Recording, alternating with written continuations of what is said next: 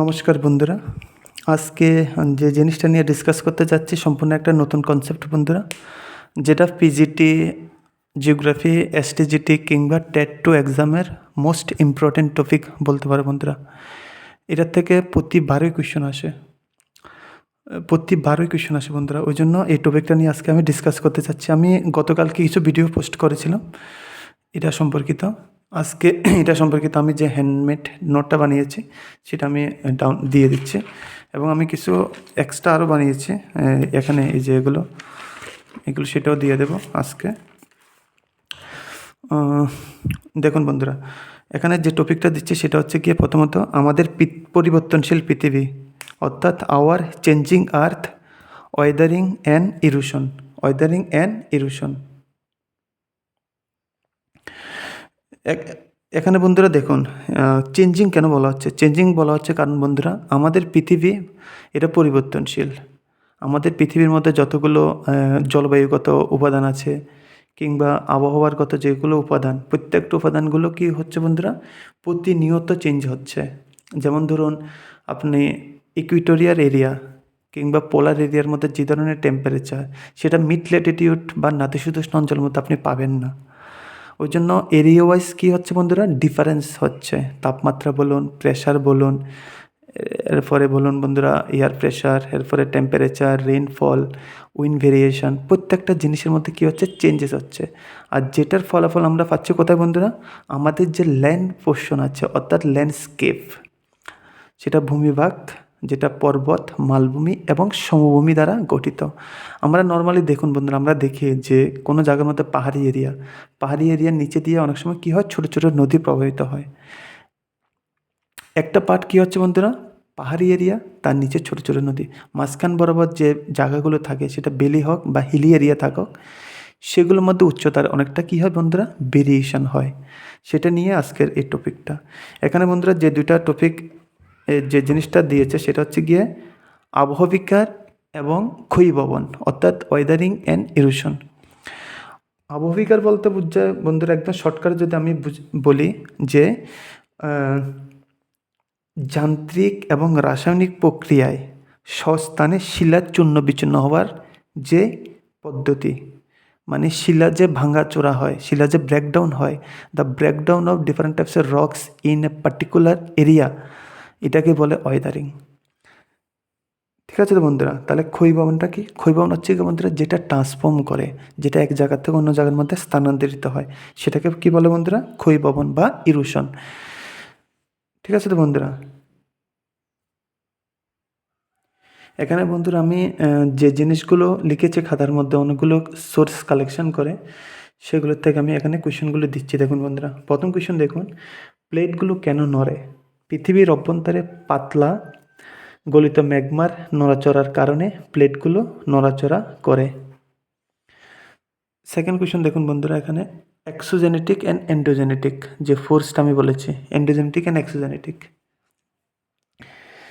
এন্ডোজেনেটিক means আর exogenetic মিনিংটা কি? এক্সোজেনেটিক মিনস হচ্ছে গিয়ে বন্ধুরা বহির্ভাগ, মানে ভূ অভ্যন্তরের বাইরে। আর এন্ডোজেনেটিক মিনস হচ্ছে গিয়ে বন্ধুরা পৃথিবীর ভূ অভ্যন্তরে যে কাজগুলো হচ্ছে।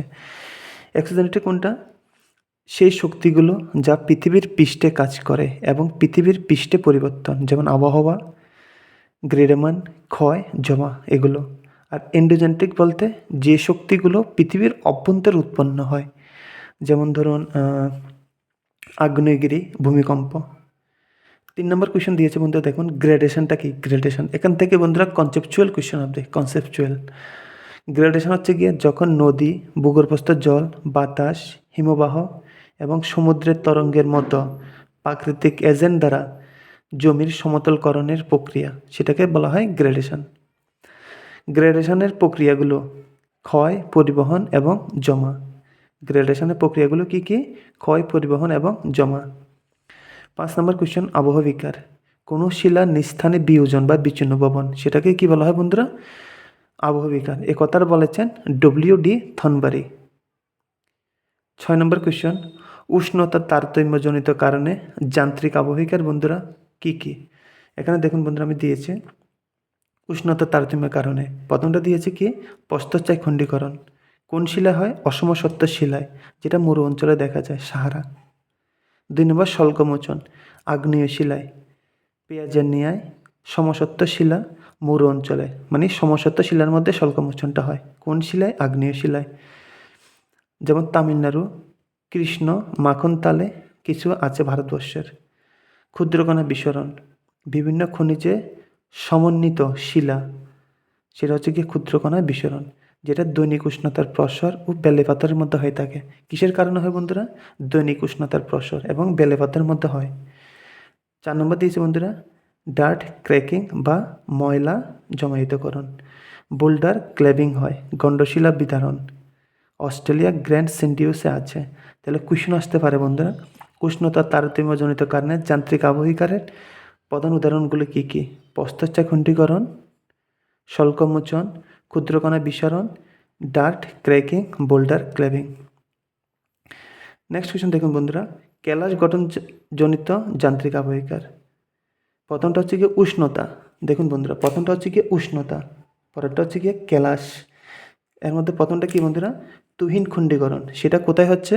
সেটা হচ্ছে বন্ধুরা পার্বত্য অঞ্চলে আর্দ্রতা ও শুষ্কতাজনিত সংকোচন ও প্রসারণের কারণে পার্বত্য অঞ্চলে তুষার খণ্ডীকরণ হয়। উচ্চ অক্ষাংশে।